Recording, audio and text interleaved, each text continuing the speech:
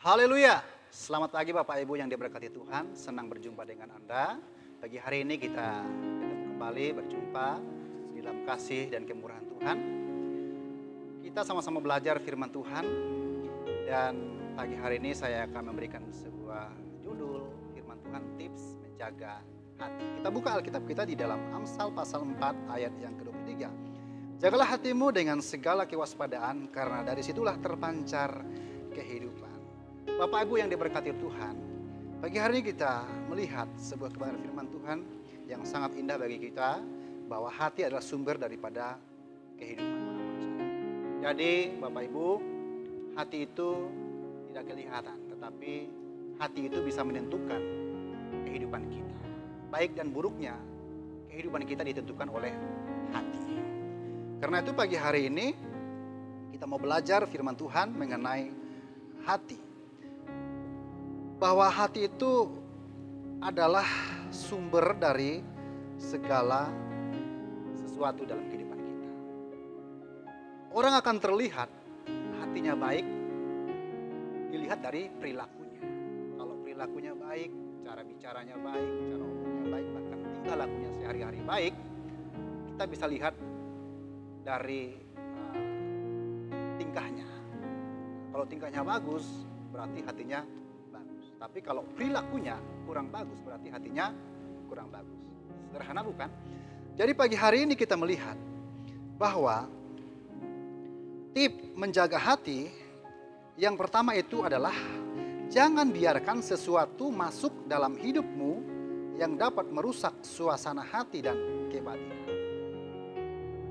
Jadi intinya adalah dari diri kita. Untuk menjaga hati kita supaya menjadi hati yang baik, hati yang bersih, itu dari diri kita sendiri. Kenapa? Karena kuncinya dari kita. Baik dan buruknya hati kita itu dari kita. Segala sesuatu bisa mempengaruhi hati dan kebatinan kita. Kalau kita tidak bisa menjaga hati kita, maka kita terpengaruh. Suasana hati kita akan terbawa-bawa dengan keadaan yang ada di sekitar. Kalau keadaan-keadaan itu mempengaruhi hidup hati kita, masuk dalam hati kita, maka itu akan mempengaruhi seluruh kehidupan kita, dan itu akan berpengaruh juga dengan kehidupan perilaku kita. Ketika perilaku kita sudah menjadi buruk, maka itu akan penentu dalam kehidupan kita juga. Dan yang kedua, tips yang kedua untuk kita bisa menjaga hati adalah abaikan omongan-omongan orang yang tidak membangun dan tidak bermanfaat. Jadi Bapak Ibu yang diberkati Tuhan, untuk kita bisa menjaga hati kita supaya tetap terus menjadi hati yang bersih, kita abaikan omongan-omongan orang yang tidak membangun gitu.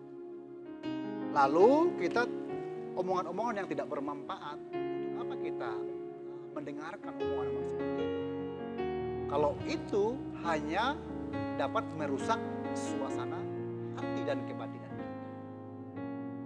Tinggalkan, karena memang itu tidak bagus.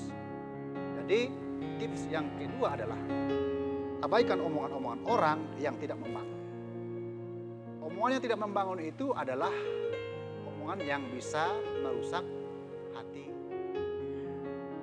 Jadi tinggalkan. Lebih baik kita tidak punya teman daripada punya teman tetapi merusak hati. Dan tips yang ketiga supaya kita menjaga hati adalah jauhilah orang-orang yang berpikir negatif dan berprasangka. Kenapa? Kita menjauhi orang-orang yang berpikir negatif dan orang-orang yang berprasangka buruk. Kalau kita mendekatkan diri atau kita bergaul dengan orang-orang seperti itu, lambat laun kita akan terpengaruh dengan cara berpikir yang negatif, lalu dengan prasangka-prasangka buruk orang itu. Karena itu, jauhilah orang yang seperti itu supaya hati kita tetap bersih. Kalau hati kita bersih, maka saya percaya berkat Tuhan akan mengalir dalam kehidupan kita, dan mujizat-mujizat Tuhan akan nyata bagi kita. Itu pagi hari ini Mari kita mau menjaga hati, karena hati itu adalah sumber daripada kehidupan. Immanuel, Allah berserta dengan